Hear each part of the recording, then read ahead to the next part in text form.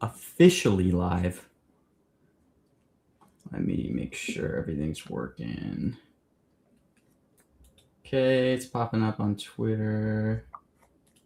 It's crazy when I was setting up the stream room. The last stream I did using StreamYard, which is whenever I'm talking to someone else, was the one with Moon from Capricorn. Really? Yeah, which was like so long ago. That is forever ago. Actually, I was like, watching that recently because I was trying to find a picture of you in a hoodie for a meme. Oh, that was how you got the one with the black hoodie. Yeah. Yeah. I've upgraded my wares a little bit. Oh, yeah. All right, ladies and gentlemen, the PMT stream is officially back after a very long time away. Been almost 2 weeks now since our last stream. Let me make sure audio is coming in okay. I should have make sure it's pulling the right mic in. Yes, we had the Yeti mic in. We are joined today by a longtime guest that should be not new to anyone here. Foster, welcome back. Hey, thank you. Thank you. Well, is this kind of my first stream back since I hit a mill too? There you go. I was going to say, I don't think I've talked about it, but a couple months ago I crossed it. Last time we were on this stream, what did we... because I remember, was it 2 streams ago we talked about like NFL mentions and everything? Yeah. Because that was like pretty... That was like right after Super Bowl had ended. It's crazy how fast everything has gone, like a whole cycle, to where now we're 2-3 weeks out from NFL starting again and college football and everything. And then it's just going to be months of, nonstop. Nonstop, yeah. I mean, it's already been tough to keep up with preseason besides the fact that volumes are kind of but yeah. Well, before diving into the prediction market side of things, the reason we were out for the last 2 weeks, I got it on my ring here, and I got a special photo I'm bringing up to the stage. Foster was the only person from the prediction market world that attended the wedding. So this was one nice photo we snatched from it.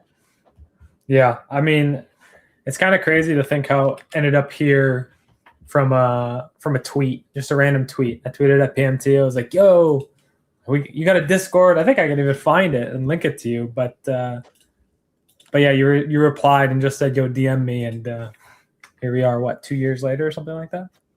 Life comes at you fast. Oh, did you just send the... I linked it to you. Let me see. I think I called you out. This is when you were doing arbitrage a lot. Yeah, let me find this. Yeah, let me see my old... You just DM'd me right away, but... Yeah, these are the old days. January 2025. Damn, almost 2 years ago. Yep. So insane. And I also had like absolutely no idea what I was doing. Obviously, I know we were both like really small. I think at the time, I mean, at that point, I had been out of my job for 3 weeks. I think I had $5,000 in like my portfolio, and you were like through your 100K challenge, like maybe 15K or something. I don't remember. Yeah, like something super small. I was like, this is just such a funny post. Looking at tested a new arbitrage strategy this week and was able to generate 5% return on 10K, relatively risk-free for a profit of around $500. What's crazier? My cash available was the limiting factor, not the exchange's liquidity. I mean, I was probably arbing like a election or something, and I was like, this is crazy.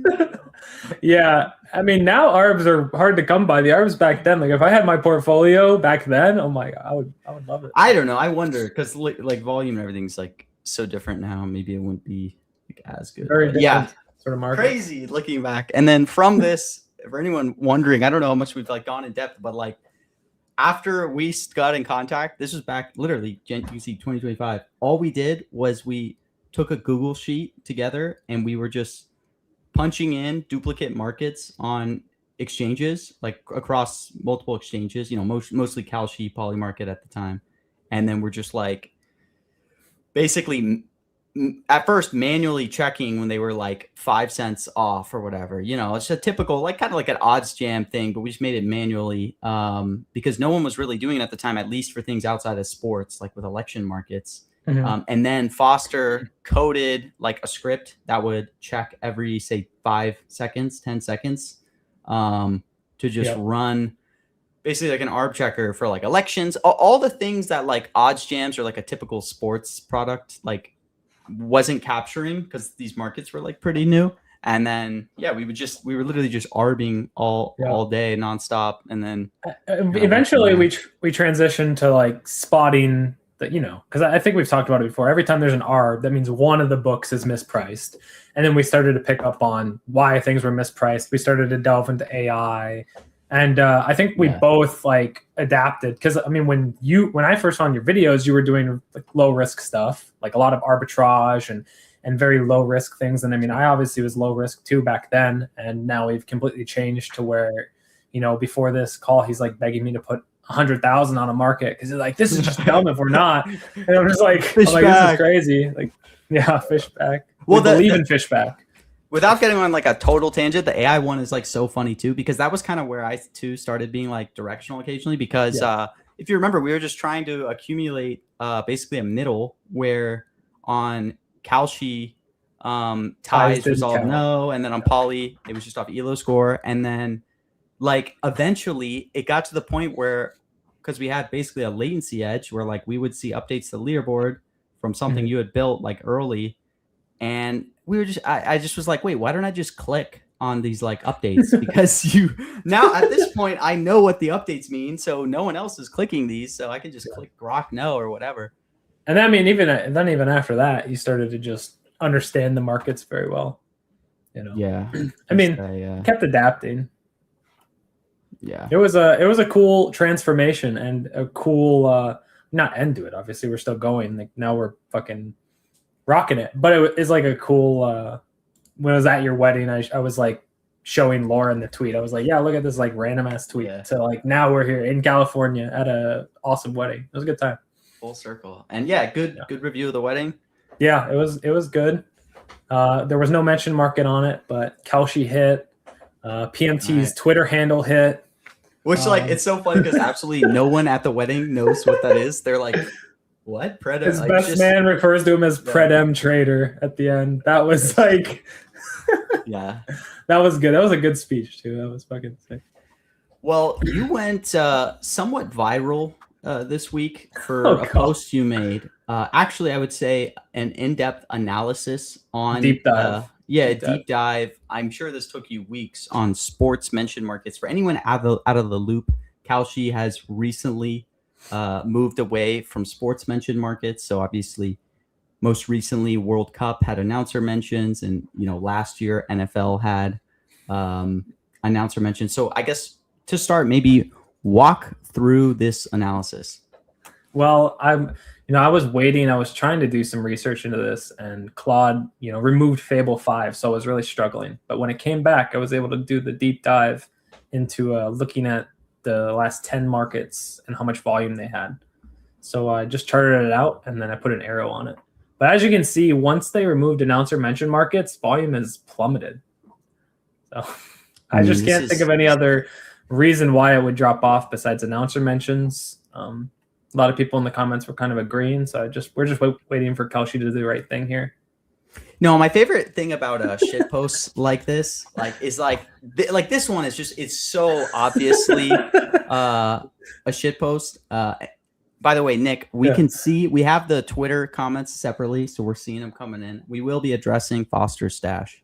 But like with shit posts like these, it's so obviously a shit post, and it's just a great shit post. And it's just everything you'd want. I was graphing it. I made the graph, and then I was like, this isn't even obvious enough. So then I'm like, okay, I have to put the dates on there. So I put the February 8th, so people knew like what the last game was. Like I had to make it obvious that was the Super Bowl, and it was good. What I really liked about this was in the bottom of the graph where you just say like Seahawks Patriots, like that little touch of like not naming what the games were. It's like dishonest, but like also like the people who know. I mean, it was. I think I called you. I joined Discord in the car when this idea came to me, and I was like, "Bro, this has got to be gold." Yeah, you just delivered so well. I mean, when I see posts like this, I always love looking at the comments of anyone who took it seriously of this. Like, Sports projections response is so good. yeah. And he responded this like 2 minutes in, which I fucking love because I saw that. Aaron's commenting still got paid. But whatever. And look, I love Stan. I love those guys. Yeah, I met him in person, but it's the people. I mean, some people are sarcastic. Some people aren't sarcastic.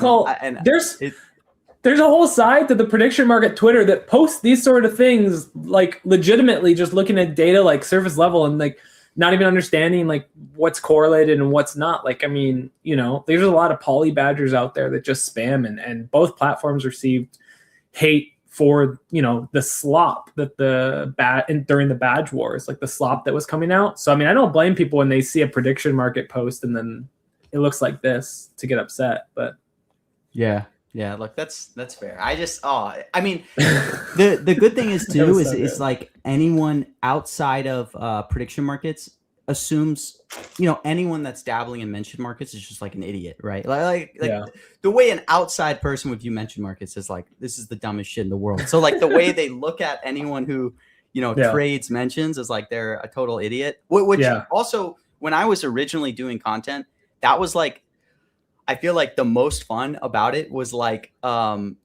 just doing a stream and like, especially when people like hadn't heard of mention markets before and like having a bunch of money on Trump saying some stupid shit and then like making money. Like it made it so, because, you could just be like, oh, I'm an idiot, and like I had that rainbow mic and all that stuff. And then I don't know. I just love the absurdity of mentions. They'll always have a place in my heart, even if Kelshi fully axes them if they're made to or something, who knows. But I love them, and I think there was definitely a lot of mentions haters that probably saw this. And shout out this guy from KT who got the joke immediately too. I don't know if Cowboy Mafia. Yeah, of course. But yeah, look, on the topic of mentions, I mean, it's very obvious. Like a few months ago, people were kind of dooming mentions before the World Cup. If you remember, they were like, because mentions, never, if they axe mentions, I'm starting a mentions focused product, says Radar. Okay, fair.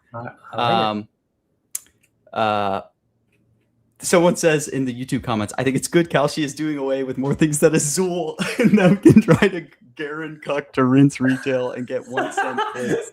The Jaren cuck or Garen cucking is so hilarious. I don't even know I've never even heard that word. Yeah, someone got the word Garen, and I've seen that spammed. Now you're getting. Now I'm getting canceled. Okay, the one thing to note for that argument, though, that I will say of like why it's a failure of an argument is, first off, when people are getting 1 cent clicks, they're not rinsing retail, especially in a mention. Anyone who is going to bond a mention market is going to be another sharp.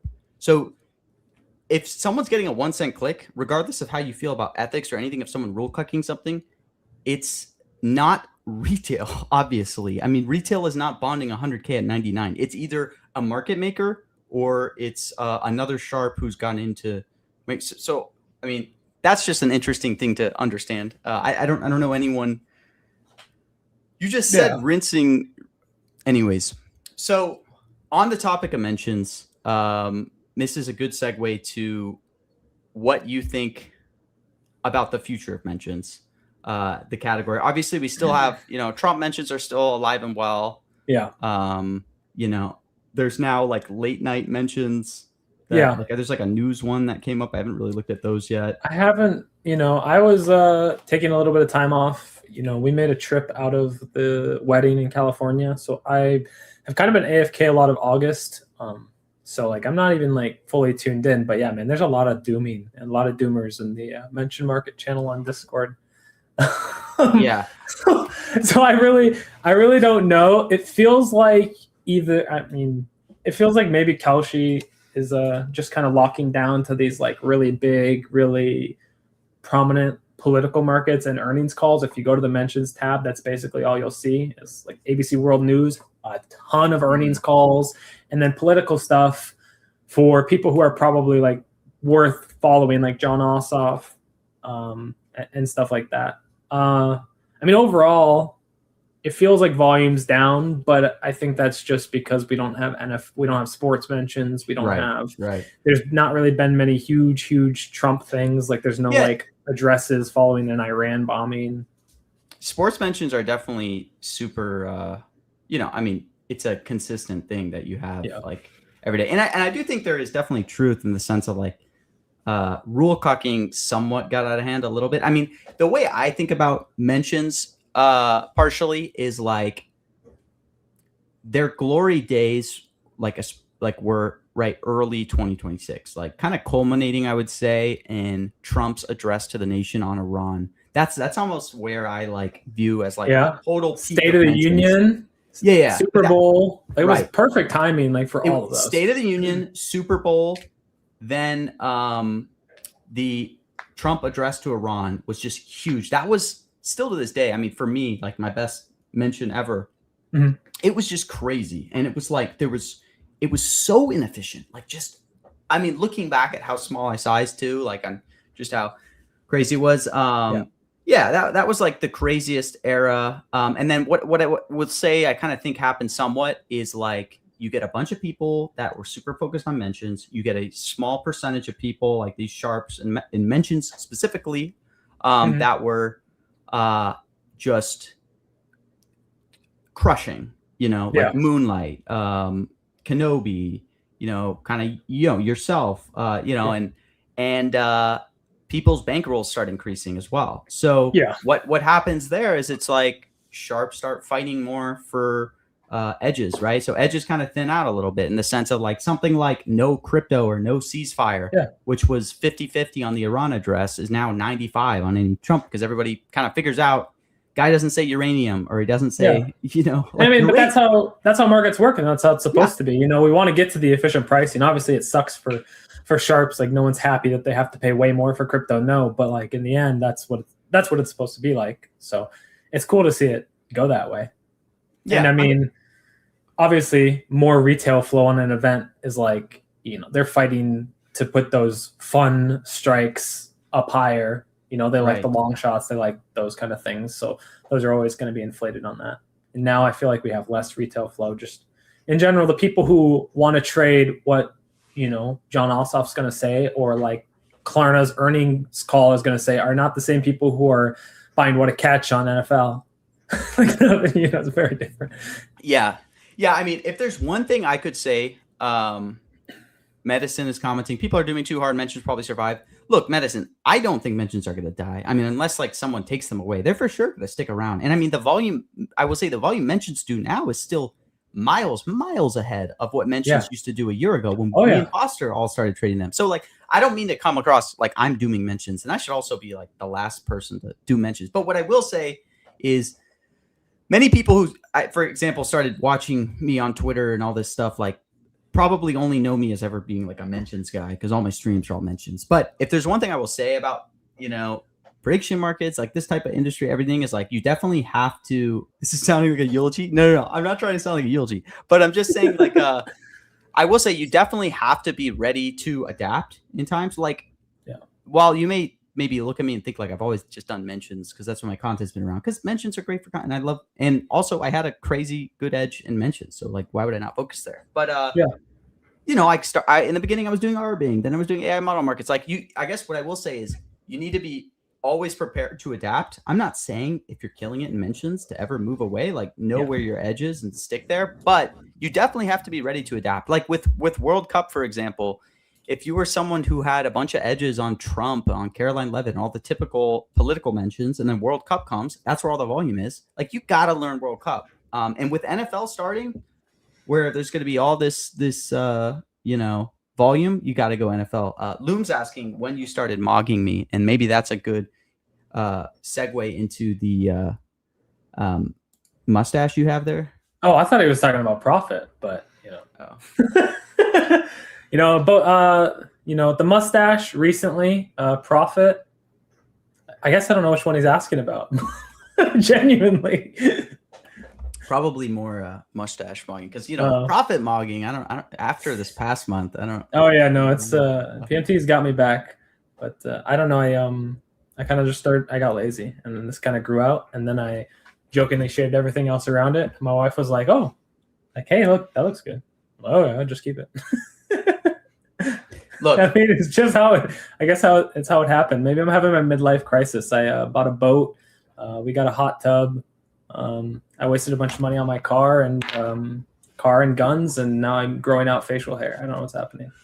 see, people got too used to my facial hair because I'm not getting any comments, and like I got a good bit of facial hair too right now, and like getting nothing. I mean, it's because yours is like just a mustache. But okay, to finish the topic on mentions, that I will say, I don't think mentions are dead. I don't think they're gonna die unless like some regulatory thing happens to where mentions are legitimately removed.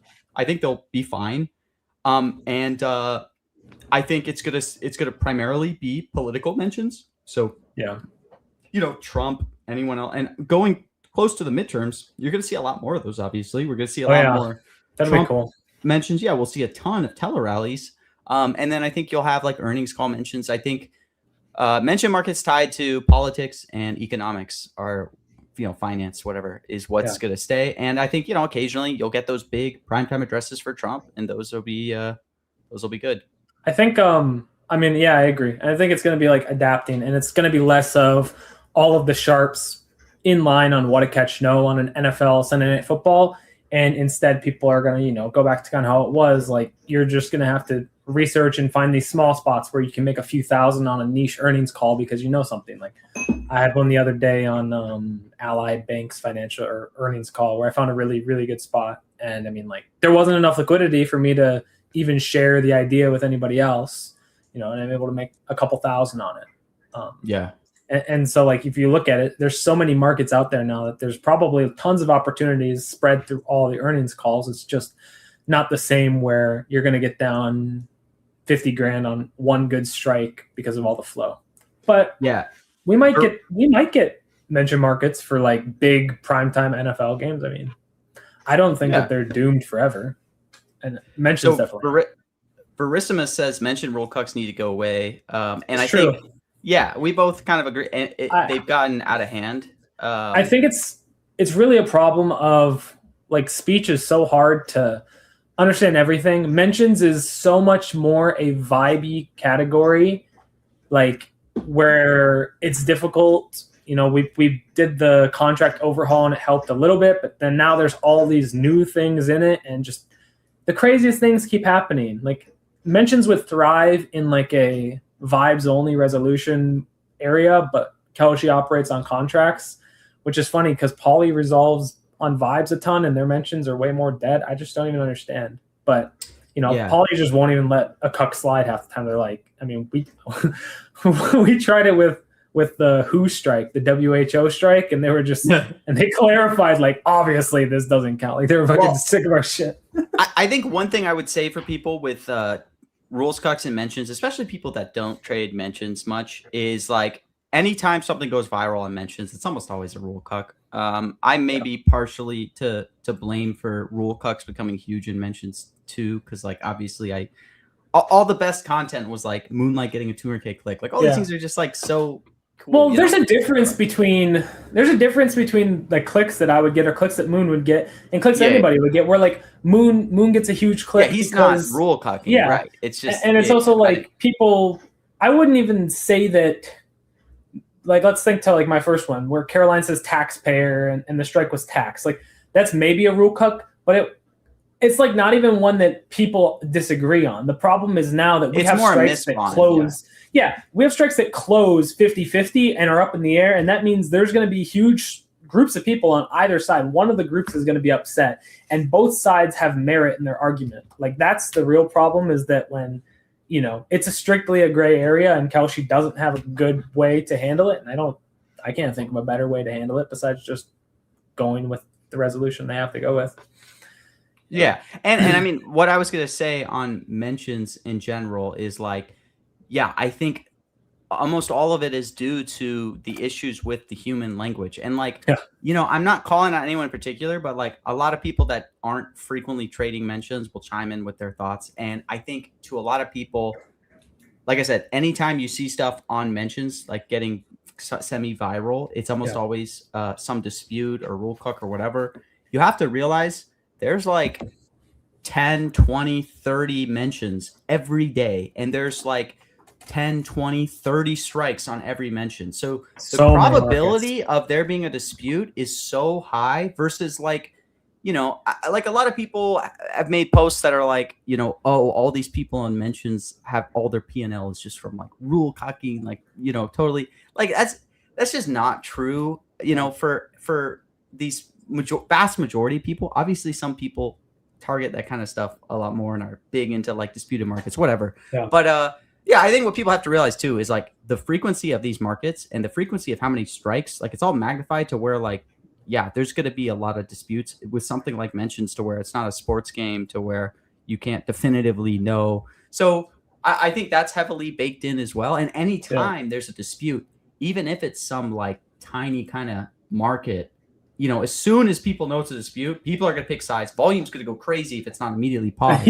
when there's a market, event is over and it's like 60-40, you'll see people who don't even trade mentions like pregame in there like, oh, they're picking a side. Like people do come for just the rule disputes and trying to interpret it better than other people. And I mean, it just ends up in a mess. And like I said already, I don't know what the solution is. And, like Francis said that I'll remember saying, or Foster saying both sides have merit. I mean, maybe not always. And there's probably a side that's better in general, a better argument. But like typically the markets are pretty efficient. And for the most part, they'll bond unless there's actually an argument for either side. Like, you see a lot of things bond that get argued. And, but so, I mean, nowadays it's been crazy. I have a fun topic for the end of this that we're going to talk about meme coins, and I it's going to be fun to tie it into kind of what we're talking about now. Yeah. But Cal the bot is Zubby is asking you for a lock, by the way. So you were saying fishback, right? No, that's what you were saying. I think the consensus between election sharps, the election sharp to my left is fishback no. But I don't. That's not financial advice. You can earn a whopping 1% return on your money if you buy Fishback No. But Cal the bot is asking to me, are you moving out of New York with the recent news? And he's saying he's from Minnesota, so it's been scary. I know you are. Why Solstice and Riga catching strays? Whoa, I'm not giving it. I did not. I don't have anything against that. Solstice never will catch a stray, by the way. I love Solstice. Everyone, he is the most prolific X mentions poster of all time. I've never said anything. Okay. But on that comment on Caldebot, I thought it's a good to segue into Wednesday's meeting that the Trump admin and them are having. I'm going to pull it up here. So let me... Yeah, Minnesota has been scary though to respond to Cal. Like I was going to PMT's wedding, fully expecting to come back to prediction markets being banned. Like I was thinking what I was gonna have to do: rent an office across the border in Wisconsin or move entirely. I mean, now I feel like I've been bailed out, but it's probably only going to be for a couple more months. Yeah, I mean, PMT's got it worse now. It seems like New York's cracking down. Yeah, I mean, it's a good question. On someone asked, "Am I moving to New York?" Like, honestly, I have had like to your point, like I was getting married, not worried about this, and then I'm like reading all this stuff on New York, on Vocal, and like, dude, some of the you were panicking. You were yeah, losing. but like, dude, some of the stuff she was like, I get scared sometimes, like of stuff that scares me is like mob rule and like kind of populism scares me a little bit. And like, obviously that's a big thing with politics right now. Like, populism is rising. I mean, Trump's our freaking president, he's huge populist on the right. But like she was posting the thing on cancer patients or whatever on like just the most like bad faith, like argument. That's so I don't know. I just see that stuff. I'm just like, man, they must really. So yeah, I was a little fearful living in New York. And then I kept messing with you and saying, and they're gonna take away earnings from anybody in New York who won, saying they're like illegal gambling gains or something. So I would just shit posted to you. It's fun when we were when I was leaving for the wedding and Foster was coming out, it was like both Foster and myself were like, what's going to happen in Minnesota? What's going to happen in New York? And then Minnesota, lucky for Foster, unlucky for, me, because now it's just me, seeing what's going to happen. But Minnesota, it seems like was like all good where, they lost. And then in New York, it's now, still kind of the ball's rolling, but like I don't know, it seems like I was really afraid that I guess 2 weeks ago, it felt like come July 30th, like some verdict was going to come out and it was either going to be gone or here. So I was definitely worried. I told my, wife now, like, obviously we're going to fucking move. Like it's like, why don't you just go back and get a regular job? And I was like, you know how much I made as an accountant? Like, I mean, I'm not saying I'm not going to, I was like, we're going to definitely move before NFL. I can't not be able to be around for NFL. Yeah. But it seems like everything's been okay for now. I'm kind of following the news as it comes out. That Wallach legal guy posts about it a lot. I mean, he's very clearly like on the side of like getting PMs banned, but like he gives really good updates on like all the legal cases that go through. So I follow him very closely. But yeah, if they do, if it does happen in New York, I mean, I'm just going to move. I'm already planning to move in the near term, looking at like North Carolina, just in the sense of like, all the tax I pay in New York. I mean, what am I doing in New York? So that's how I'm currently feeling. I mean, I'm hoping everything works out. I'm fucking leaving. Yeah, exactly, JC. But yeah, I mean, what do you think about this Wednesday meeting? Have you looked into this at all? I mean, I haven't, because I guess I don't know if it's even going to be open or if we're going to hear anything about it. But I think it's cool. I mean, I love that the prediction markets are being embraced, but I also worry about long term to where it might be like politicizing prediction markets more, and like making like these Democratic candidates that are going to be maybe winning the midterms upset and want to fight them even harder. If people view prediction markets as like Trump's thing and not just a thing people can use, then they might be more opposed to it. But in the short term, it's cool. I definitely like. I'm biased because I use the platform every day and it's changed my life. But like I wanted to succeed and be huge, and have all of the possible markets, including sports. Please. Yeah, I'm thinking of doing some type of content on like safest states to live in, because Zubby actually brought up a good point about like New Jersey being short-term safest state, because I actually think the legislation already played out in the state in New Jersey and Kalshi basically already won. The reason I like North Carolina was because you get a lower tax rate than New Jersey, and like I guess housing's kind of similar in North Carolina, New Jersey. But I want to live somewhere with like mountains and outdoors, stuff like that. And to me, for North Carolina, they have basically agreed to tax prediction markets. So it's going to be similar to what they do with like sports books, where they pay a tax on all wagers. They have a similar type of tax for prediction markets that actually is like fit for them.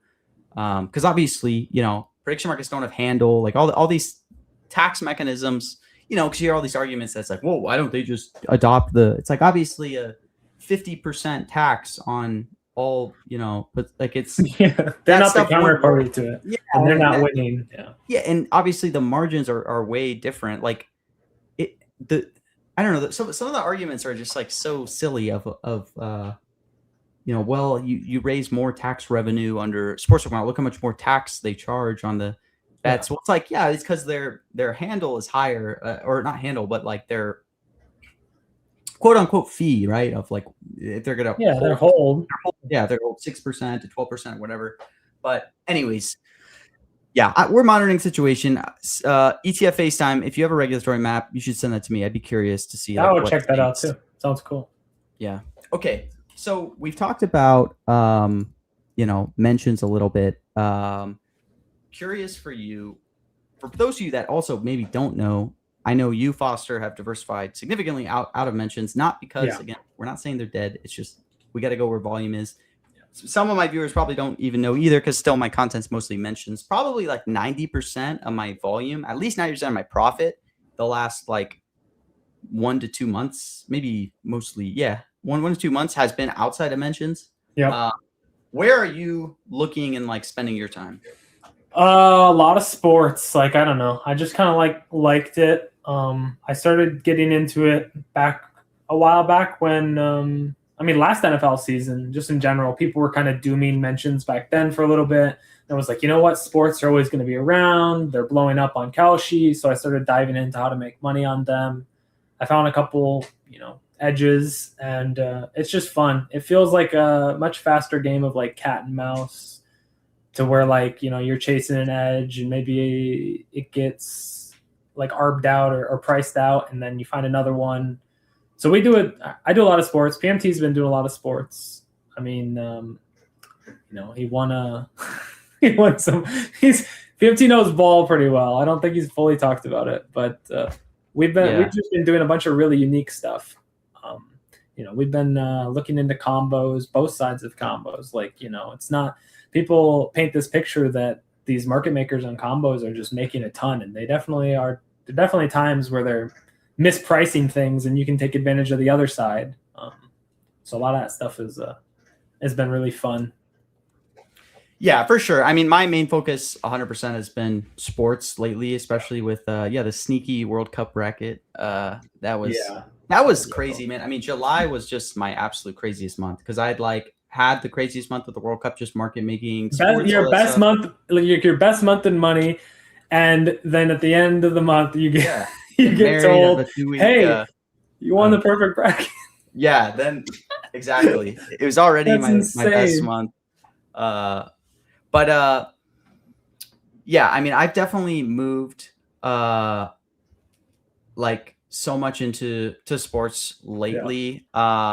And that was mostly with World Cup. I mean, we just got, I just came back, and it's a big adjustment to not having World Cup, because back then it's like every day I wake up, I'm like, I know what I'm going to do. There's World Cup games. I'm going to focus on those, to where now I'm like, we're kind of in a slow season before NFL fully kicks off in a gear. I was hoping preseason would have a bit more volume, but I guess people just really don't care about NFL preseason. Like, what I would say when it comes to sports, I guess, for anyone that like watches this and is like maybe crushing in mentions, or is crushing in some other category, and is considering, okay, yeah, perfect. This is a perfect segue into what JC said. What would you say is a decent edge for sports beginners without revealing too much? Yeah, for anyone that wants to get into sports, and again, like I'm in no way a pro sports bettor, predictor, trader, whatever. Like, I've made it work for myself, coming from the other sides of different markets, which is like how me and Foster both kind of learned. Like, we don't come from traditional sports betting backgrounds where we're good on sports books or whatever, and now we're applying. So take that with a grain of salt. There's many people out there, obviously unbelievably more successful than us. But what I will say for myself is it's a much different game with sports compared to any other market category. Obviously, they're extremely liquid, extremely high volume. In something like mentions, you can develop a incredible, knowledge of Trump, his idiosyncrasies, have so much data on historically what he will say, and just have a ton of heavy research on Trump, what his mentions are, and then you can go into a day, know that Trump is scheduled to speak, and you can say, okay, what's the format? This is a rally, blah blah blah, and you can get pretty good to where you can even be profitable as a taker, and just like looking at the market, and just if you've done this for a long time, you'll be able to easily find edges, and those edges will be vibes edges sometimes. And by vibes, I just mean intuition, that you built up volume. If you try to do that in sports, that is not going to work at all. Like, I promise you, if someone is quoting, 1 million shares on one side on a money line market, you can't say, well, I think the Dolphins look really good, because you know what I mean? Like, it's a totally different beast. You cannot obviously attack sport. Like, if you're doing that, then you're just going to be the type of people that are just blowing a bunch of money. So TLDR, like, without speaking for 30 minutes on like sports. If I had to give any advice for someone that wanted to get into sports, I would start off arbing. I would just arb across exchanges, maybe make accounts for books. Probably not. I would probably just stick to exchanges personally. Because like that's where the future most likely is going to be. I mean, yeah, it's just like, all the other things. You can arb, and you can spot the times where there's mispricings and then start to understand it. I mean, for me, like I don't really know sports all that well, and I'm not like originating and coming up with my own numbers for these events. A lot of what I do is just like market inefficiencies. And if you've traded like, an election night and you've seen inefficiencies, let's say as an example, I mean, if you understand it, basically you would be able to find this edge on yourself. So I'm not giving it away, but like if you are trading an election night and you can all of a sudden notice that there's inefficiencies between the margin of victory or the vote percent market versus the main election market, you can kind of apply those same sort of things to where you're seeing either, like mispricings or delays or anything like that in the other markets. And I kind of just approach sports with the same way that I would trade any live event. I mean, I do it on literally anything, like like even the culture markets. Yeah. I just think like approaching sports like any market, just obviously be very humble. And I would definitely say for anyone trying to get into the beginning, take either an arbing approach or just a general top-down approach where you're using some sharp book like Circa or something to guide you into like, what's a good number. And obviously for anything in sports, like it's all about price, like any other market, I mean, and if you want to, like this would be something that I would never give advice on, because it's just not what I do. But like, it's definitely possible to start modeling yourself. The thing is, it's just, to me, that just seems like way harder than what me and PMT do for the most part right now. So like, there's definitely people out there that I've seen that have been modeling stuff like UFC and posting their picks that their model says, and maybe they follow their model small and they just see if it wins long term. Like that kind of stuff is cool. I have a shit ton of respect for people who do like actual originating or like modeling, but I mean, that's not I'm not going to be able to give advice on anything like that. I will say that kind of stuff, like originating and all that stuff, which again, me and Foster like don't do at all. That stuff is very cool, and obviously it's very sick if you could do something like that. But here's how I would explain bottom up or originating, right? Like if you are a successful originator to where you actually can build numbers that beat markets, like that beat Circa, that beat all these sharp books, you can make millions of dollars, right? So what I'm saying, I'm not saying that to entice you to originate. I'm saying it to tell you the opposite is like literally the amount of skill and time that would be required. So like if you're someone with like a $1,000 bankroll or like a few $100s, why would you ever try to like solve the most complex problem to where if you can actually solve this, you get infinite money? It's like, no, that's like, it'd be crazy to try to originate numbers. Like it's like and when you're the cap would be so like it, it's crazy to. So if you want to do sports, I would say 100% do not originate. Just do top down. It'd be It'd be a fun project, Yes. I mean, like you could start to understand like how the process is. The thing is that like the reason it's so hard is that there's billion-dollar companies that have been doing it for 20 years with way more data that are just probably going to beat you for the most part. But 100%. But I was going to say, to respond to Shades of Bades, who said, what do I mean? Even the culture markets. I wasn't bad-mouthing culture. I was saying that like you can use like market mechanics like that in sports. It's like very sort of easy to figure out like a probability of something. In election markets, it's easy to figure out the probability of something somewhat because there's vote percents coming in. But in something like Big Brother or Survivor, it's kind of a lot of vibes. There's no math to it, but you can still use those market inefficiencies to trade them profitably. Like I did, I think, what was there was some dancing one. Was it Dancing with the Stars? Did we have a market for that? I traded that. I remember that. Yeah, I traded that one, and I think we both traded that one. And then we were just using the market and making money off of inefficiencies.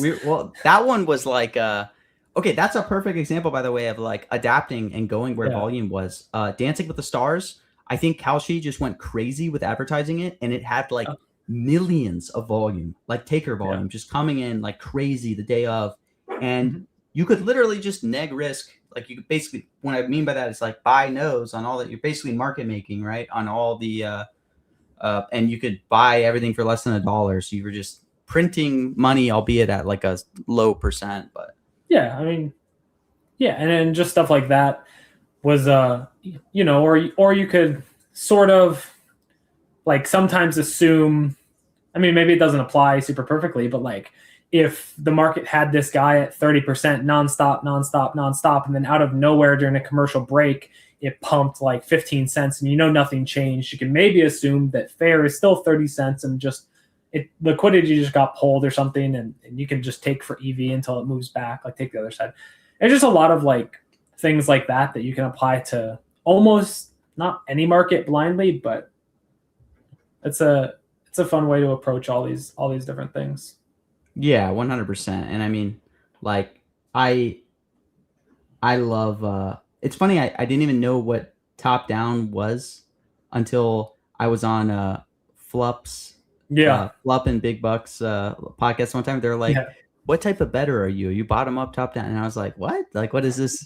And then they're like, do you make your own noise? And I'm like, no, hell, you know, I guess for mentions, right? You can theoretically make your own numbers. I think in mentions we all kind of do that. Just it's just like not the same. It's not like, you know, we don't have models telling us. The model is like our mental model, and I mean you can use tools that will tell you like the hit rates, but obviously you have to go a level beyond that to be profitable most of the time. Yeah. I just like, if there's advice I could ever give to someone though, it would be like definitely go top down for almost everything. Like I feel like if you look at prediction markets as a whole, right, your like idea would be like, oh my gosh, if I just become an expert in some domain, like there's truth to that, especially outside of sports, right? Like if you become an expert, like, you know, Grande top 10, right? That's a person who just like is crazy good actually at like forecasting music. So like regardless of, you know, him looking at market mechanics or whatever, like he's going to print just because he's that sharp at music. But if you're not like that, to where, you know, neither of us really came into this prediction markets with some like niche, you know, market sector that we had all this information about, then like I think top down is, and I think too, when you have a top down approach, you can easily expand into other markets because it, you know, it's transferable. But yeah, exactly. I mean, yeah, that's exactly what I mean. You can apply that sort of thing to anything, but you know, back to your original question, where are we focusing and stuff like that? It has been sports, just because we are applying that to the highest volume markets right now. Mm-hmm. So, yeah. You know, when these elections come up, midterms, I'll be doing the same thing there. And there's a great segue to midterms. You know, Zubby had asked who our big pick was for the midterms, and I'm going to give one that's specific to you living in Minnesota. Many you know this. Foster is like a huge politics sharp. It's his perfect domain expertise. Like, what do we think's happening in Minnesota? I mean, honestly, like I looked at it and I was like, wow, I'm really surprised that this is only 90% for the Democratic Party. Just because it felt like in general, since, you know, the ICE stuff recently, it felt like the whole city has just been like, I mean, like the whole state has been, you know, really wanting to go Democrat. Like I've just seen a lot of rhetoric around like the Democratic Party and like going for Peggy, that I didn't even think it was going to be like 90-10 or like 88-12, which is what it was earlier. I was surprised. I guess I looked more into it. This is like the first time in a while that the Democratic Party wasn't having an incumbent for the Senate seat in like, I don't know how many years. It was like 18 or something like that. So I guess there's that maybe getting priced in, but when I looked into it, it just still seems like Peggy is good. But that's just on my vibes from walking around. Do not trade off this information. No one. I just was surprised. I thought you were going to pull up your actual bond. Well, I think what's interesting about these markets, and I think like PMs in general, is no matter what, like I mean, something you like to talk about a lot, I feel like, is like what gives true information on prediction markets, right? Because there's so much kind of dumb money a lot of the time, just like buying random shit because they feel a certain way. Like the interesting thing with these markets is time value of money is really, really important. So something like this, where we're now 77 days out. Granted, there's other factors that drive this, but this trading at 90-10 is like it would be extremely difficult for this to ever get to 98 because being under the cash now with Fishback tomorrow. I know, bro. This guy. See, we're gonna get to Fishback. Maybe I'll buy all Fishback today. But yeah, time value of money is so important to where you don't really know what Peggy's actual odds are. Like if the election were today, I'm sure it's probably closer to like at least 95. But it'll stay decayed like this, and moving into Fishback, it's the same thing. I mean. Yeah, it decays down. And also, I mean, it's not just the time value of money. It's also like the uncertainty of like who knows what happens if Byron Donalds has some scandal come out like 3 weeks out before the election, and then they have to change and then who's gonna win at that point. So there's a lot of like that sort of uncertainty getting priced into, I'm sure. So yeah. I mean, I just think. Yeah, I mean, it's interesting to see for Fishback because I view this as like the same thing. I think Fishback's odds were probably never above conservatively like 3%. I truly think it's lower. I would maybe say 1%. But yeah, he was as high as like 14 cents. I remember back in January. You were showing him back then. After talking with Kenobi, that's why I have like this unrealized gain. Kenobi was like, you can buy Fishback at like 85. And this was back in like January. And I was like, oh, that sounds, I have excess money I should deploy into this. Maybe I'll just load up on some no's and, buy some quote unquote bonds. And I think for a Fishback too, it's like, I would understand not buying Byron, back in January, because to your point, something could happen, right? Like Byron could decide to drop out, could get sick. Like there's all these random things, but like buying Fishback is like, there's never a world Fishback would ever win, even if Byron dropped out. But what I will say, I made a post about this today. That's interesting is that, Fishback day before is now 99. And there's, almost $1 million in liquidity up to like 1.3. So yeah, it's crazy. It is crazy. I mean, I guess he hasn't been as social media viral lately, but I mean, I swear, I feel like on PMs, like this guy would be at least 3% just a few months ago versus now, I think Nonsense King. You made a tweet about it. I mean, it's just what's going to happen. I mean, it's going to get more efficient. Like you could have, like, who knows if we do, but if there's genuinely like a really low risk 1% return overnight market, it's not going to be long until actual firms or people with like large amounts of money are trying to deploy it, and then you end up with a much more efficient market. Like if there's just two people who both have a mill they want to deploy to this market, they're just going to penny jump each other up. I mean, it's just markets getting more efficient, and I mean it's slowly getting into politics. Can you give it what gave you so much confidence on LA Mayor Pratt? Was it your own research? Did you trust election sharps? I mean, TLDR for Pratt, I would never consider myself like an election sharp at all personally, right? Like I have a very general knowledge of politics, but anytime a market is getting a ton of flow, I'm obviously going to look into other markets.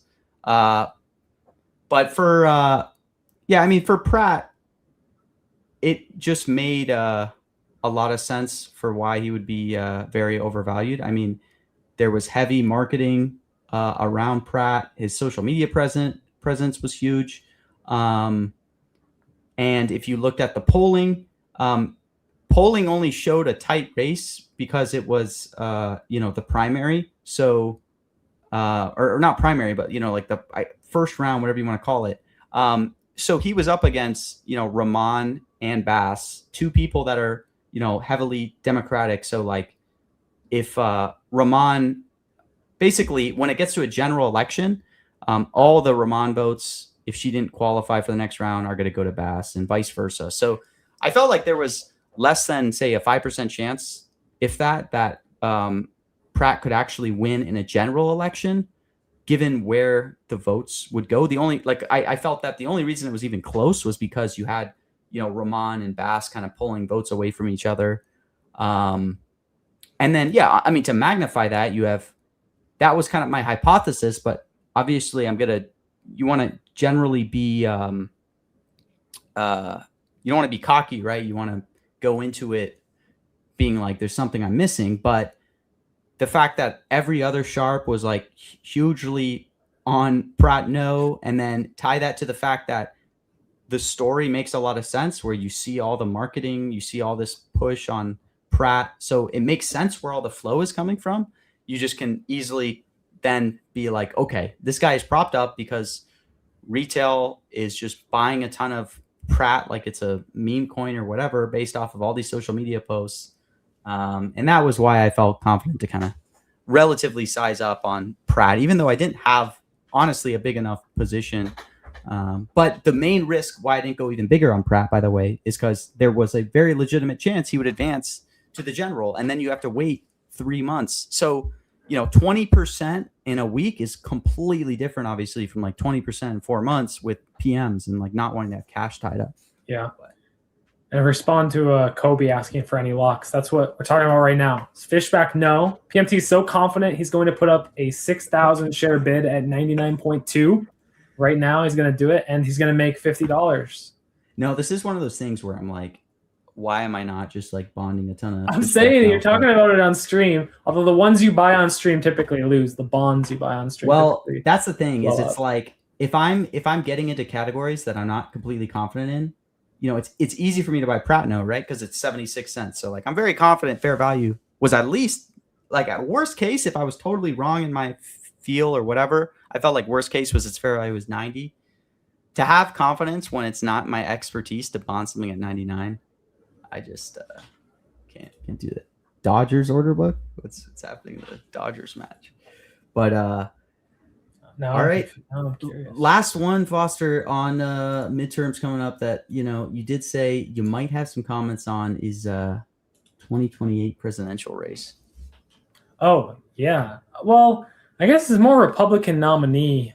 And the market has completely reflected the same sentiment that I felt on Republican nominee. Let me pull it up so I can see the exact numbers. But it really feels like JD Vance is kind of pulling out on Rubio again, in terms of like for the nomination. I mean, there was a while where Rubio was up to 30% and JD Vance was down to 30%.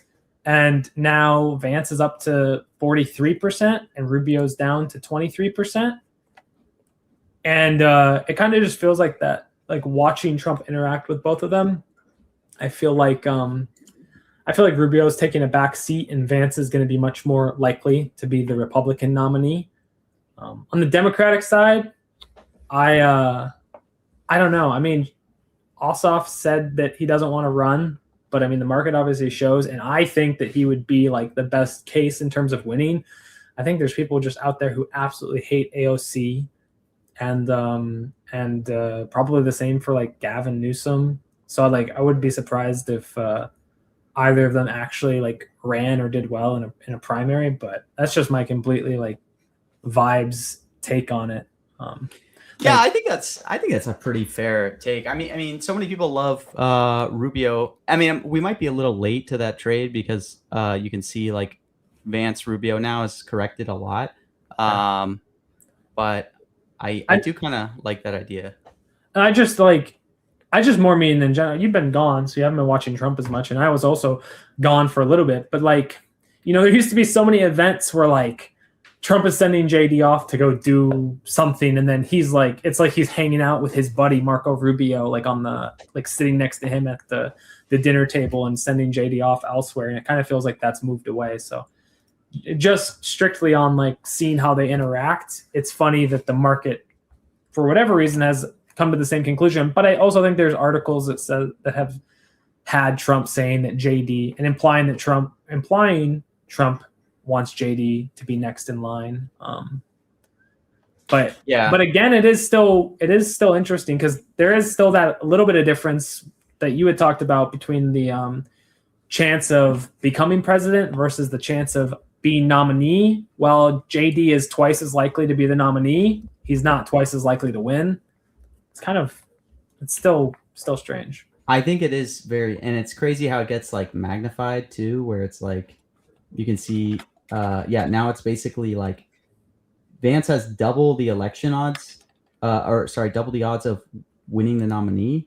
Yeah, but still is 15 cents. So basically, yeah, it's just implying that like Rubio would do so much better in a general, than JD Vance, obviously, which it's probably a little kind of overblown. But the thing with these 2028 markets, obviously, is they're so like out in the future that the only trades you should really do are like swing trades, I guess. Like if you think, to your point on like Rubio Vance, like if you see an early signal that like Trump is putting Vance ahead of Rubio, like all that's going to move these markets is kind of BS headlines, right? Like where like AOC has been like absolutely pumping, and it's kind of just off of like a lot of BS. Ossoff's pumping because he's doing all these good clips, but like we're still 2 years plus out, so it's kind of hard to be confident to pay anything at a high price for these. I think it's not that high of a price. I think it's a good time to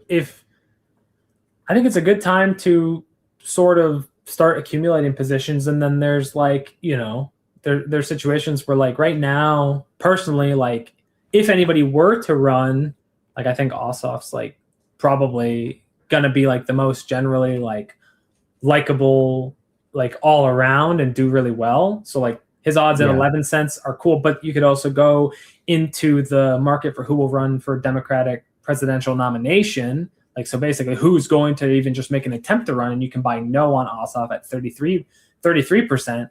And I mean, it's not an ARB, but you're hedging yourself that if he doesn't even run, you're going to win that bet. If he does run, maybe he pumps from 11 cents up to 20 cents. And, right. Well, Loxy brought up a good point that like if Fishback doesn't win the primary tonight, he will be open for the 2028 presidential race. So definitely something to consider. But yeah, I mean, if I was looking at this, honestly, I would just be like shorting all this. I don't know. I would be very hesitant to buy like Ossoff or AOC because Democrats are going to win the midterms. It's going to be totally different, and then but in those 2 years they might change from wanting to be like not crazy, but more further left. True. It's just right now it feels like Yes has so much more upside if you're able to accumulate cheaply, and let's say Ossoff confirms a run after he's already said multiple times he doesn't want to run. If he confirms a run, he's already at 11 cents saying he's not going to run, at 70% chance to run. If he decides he's actually going to run, then you could assume that it's going to increase to like 14 to 15%. You're going to get, like that sort of gain, maybe more. I don't know. Yes feels like it has upside. And this is where I think you see like some people accumulating a ton of yeses very cheap. This reminds me of maybe it's a bad comparison, but like, remember when the Pope election happened and it was sort of like no one really knew what was going on. Like, so people like Domer just accumulated yes cheaply in a bunch of like the dark horses. I guess Ossoff's not really a dark horse candidate since he's the front runner for the Democrats. Maybe this would be a situation where he'd be buying no, but it just feels like. Well, it's funny because I would interpret that Pope instance you brought up with like Doma, in like the opposite way, where like he was basically going short. That's what I realized when I was saying halfway through. I was saying maybe the Pope analogy is more akin to buying Ossoff and Rubio no right now. But no, I mean, who knows? Obviously, you watch Ossoff talk, and the guy's like a freaking. Everybody says he's Obama, right? Or like, but yeah, I don't know. I guess what I would just say is like I would only buy positions in this market if I was just gonna hold them short term, because I think some news cycle is gonna change, and I think so much of these markets are just driven by random noise. I mean, news. So they're soft, If you have a small belief, if you have a belief in it, at least you're getting 4% on your holdings on here, or what is it, 3 point something. Hey, it counts, man. Those interest payments are starting to, you know. Yeah, it's nice. I'm not joking about it. I'm just saying that, like, really nice. Unironically, interest is important in long-term markets because, like, that makes it less, it makes people like willing to lock up money. Feasible, because otherwise exactly. you're having to. Verismus was asking if I lost on Romania, which in terms of sharp consensus, thankfully I did not. But also when Romania happened, I had like a really small bankroll. I would have never gone into politics, and I would say I almost never blindly follow sharp consensus. Like I'm never gonna just like tail what people say. I've gotten burned a lot in the beginning when I was just like tailing. So I almost will never tail something blindly. And like with it happened recently with that Hong election. And I mean, like, who knows if it was just sharps overconfident or if it was just one of those like 5% chances. But the 95% election that flipped, a lot of sharps were really strong on that one. So yeah, I'm kind of the same. I don't tail blindly unless I like agree with the sentiment. Yeah, like I think there's a difference between like tailing something blindly and like someone who feels confident in something, is talking about their rationale and you can kind of like understand it. Like it makes sense to why something would be, mispriced. Like with Pratt, like it just made total sense. Like everything made sense in the sense of like there was a story for why it was mispriced. It was all this like rec volume or rec flow coming in, and being from California too, like just the thesis of like this guy possibly winning in California was kind of crazy. So all the pieces to the puzzle, I guess, were there to give me confidence to like take a big position. But I wouldn't recommend ever like just blindly tailing. And I'm not even saying that necessarily because I'm saying it'll be like minus EV, because obviously if you're in like a really good group of people that are very sharp and it's probably plus EV, but yeah, I guess like if you start doing that too often, like you never want to become someone who's like fully dependent on others and just like can't create your own edge or alpha, right? Because then if these people, I don't know, go do different things or whatever, like you're kind of screwed. Yeah. So that's why I kind of feel that way, I guess. Yeah, I agree. I don't think that, and I mean, like, I don't think many people do just blindly tail. Like, the people who just strictly copy trade probably don't do as good as the people who actually form their own opinions. But it is good to talk to the sharps and understand their mindsets. And you can follow, if you agree with it, then you can follow them, but definitely not blindly tailing. Elections are so crazy. Like, I have respect for people who do them. That's why, like I said, I'm just doing sort of top-down approach to them. Yeah. Dude, elections and stuff are like, they're always going to be the cream of the crop for prediction markets. Dude, they're so awesome. There's so much to be made, and like if you do the actual research into them or modeling or anything, there's a lot of opportunity there. Yeah, like the people like Yabvek and whatever that can just have such an insane knowledge, like subject matter expertise. Yeah. And then I think the fact that like to be successful in elections, you basically have to originate like your own odds, right? Because you can't be top down on election odds. Like there's no sharp book giving you a quote, So, but you talked about copy trading, and I think this is a good segue into the one crypto segment of this that I thought would be funny to cover. Let me share this tab. Okay, so I don't know if anyone has the same algo as me, but I've been getting flooded by like FOMO tweets. The new, like, it's like a crypto trading app or something. It's similar to like Pump Fund for like meme coins. I think Foster, you had like a similar algo where. Yeah. I mean, I've seen a lot of it. I mean, like, if you're into prediction markets, your algorithm serving you Kalshi, Polymarket's crypto. I don't know. It's just I get a lot of meme coin stuff and a lot of crypto trader stuff as well. So I definitely have seen it. FOMO is just a new meme coin platform, right? Yeah, and I don't like meme coins. I'm just gonna be honest. I will preface this to where like I certainly know almost nothing about crypto, or like I know the general high level, but like I know barely anything about crypto. I think it's probably similar for you. But I Yeah. saw this post today, and just following the discourse on this stuff because it always pops up in my feed is like so funny because there's so many parallels to prediction markets, and Yeah. like a big viral tweet from today was like, only X% of FOMO traders were profitable. I mean, I think the guy originally said like 6%, just was showing Yeah. data to where like the top, and then his data was wrong. So it's 20%. I don't know what the data actually is. I'm not endorsing any of this data or whatever, Yeah. but it's so funny because it's like identical to the prediction market Yeah. news cycle that they went to where like people are like, we analyzed all these prediction market wallets, only 1% or what. Mhm. What is before I give my take, what is your take on? I think we have the exact same take, most likely. Is that like meme coins are maybe fun for people to speculate in, but like we've said it a bunch. It's you get paid in meme coins not when you're right. It's when other people buy you out of your position because they want it. It's literally just like the greater fool theory or whatever it's called. Like you're buying it at 5 cents a coin or at 10 mil market cap only because you think someone else is going to come in later and buy it from you at a higher market cap. And that's the only time you get paid. You don't get paid when you're right. The other person who's selling that coin isn't hedging somewhere else. They're not, trying to offset risk and essentially using that trade as like insurance, which maybe isn't all of prediction market trading, but there's definitely some people hedging on prediction markets.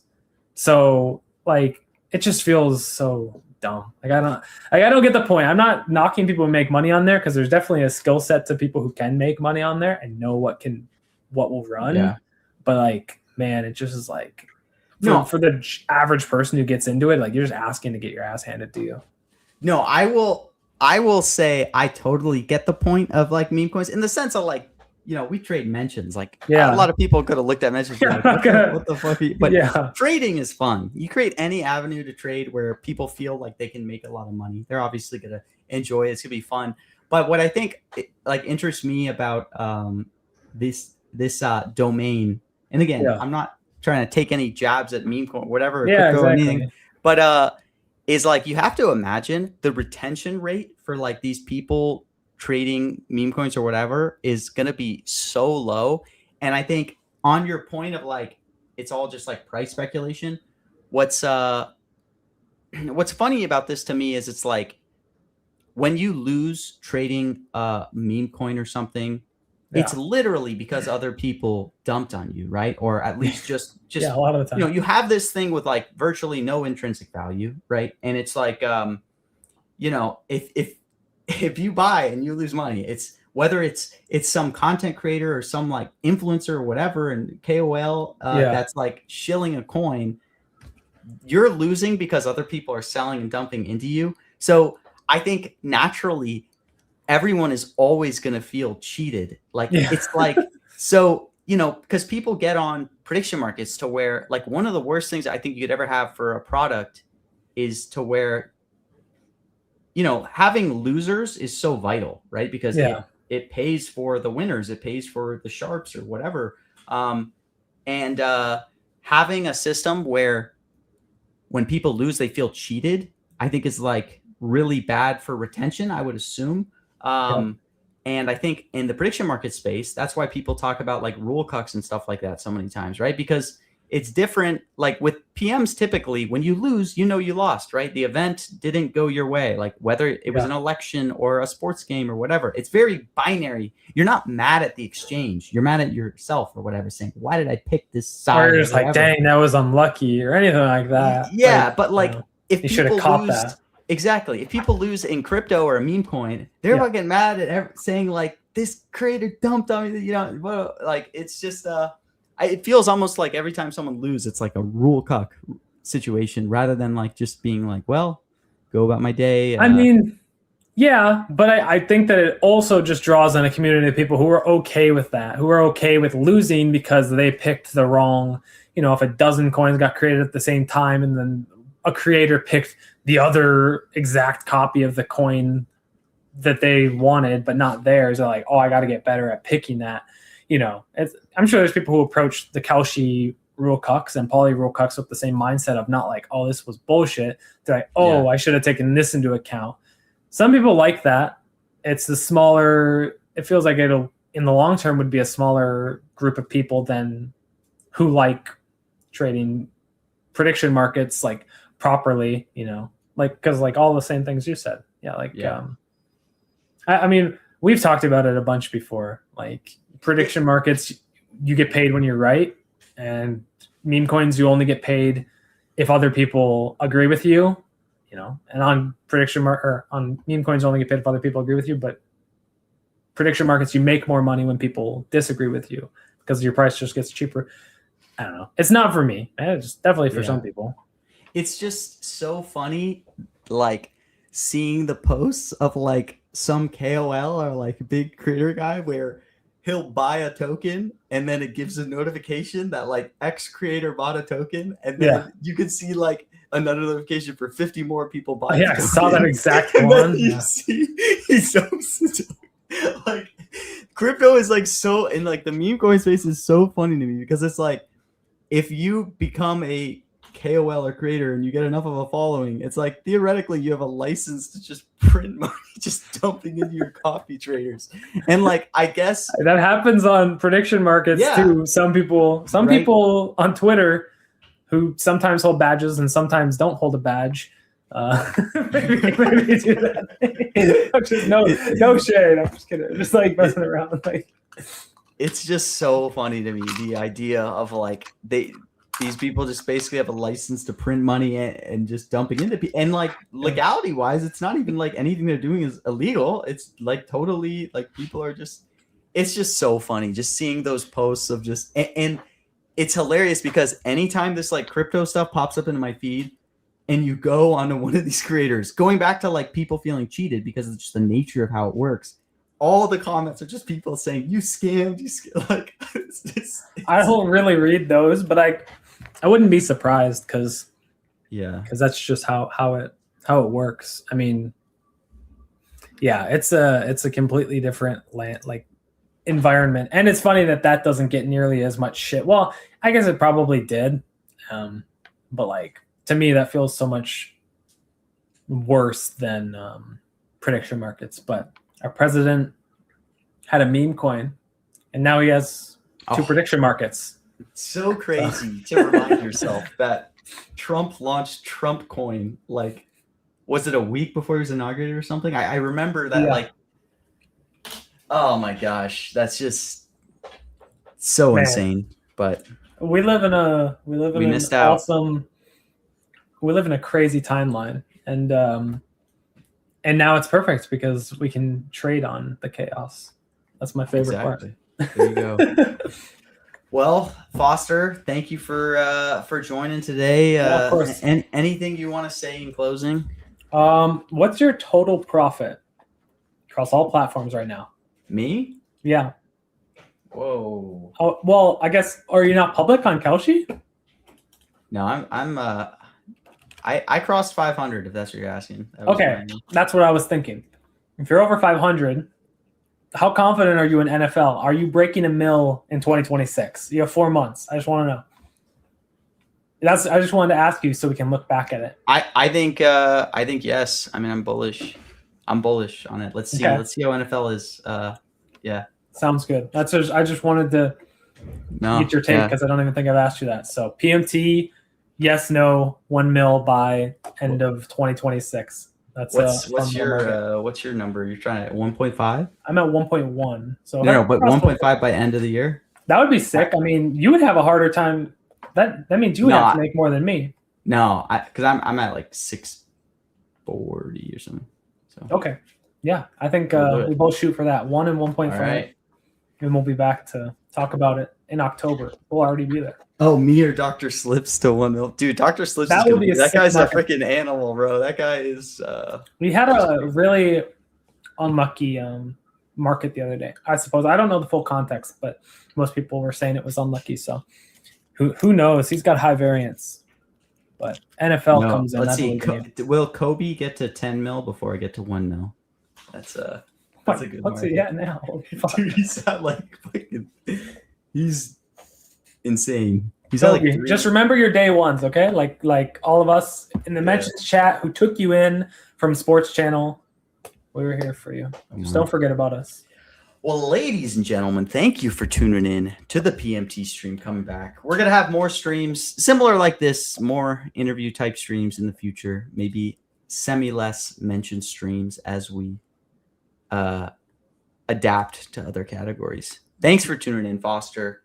Yeah, of course. Thanks for having me. Thank you for joining in. Take care. And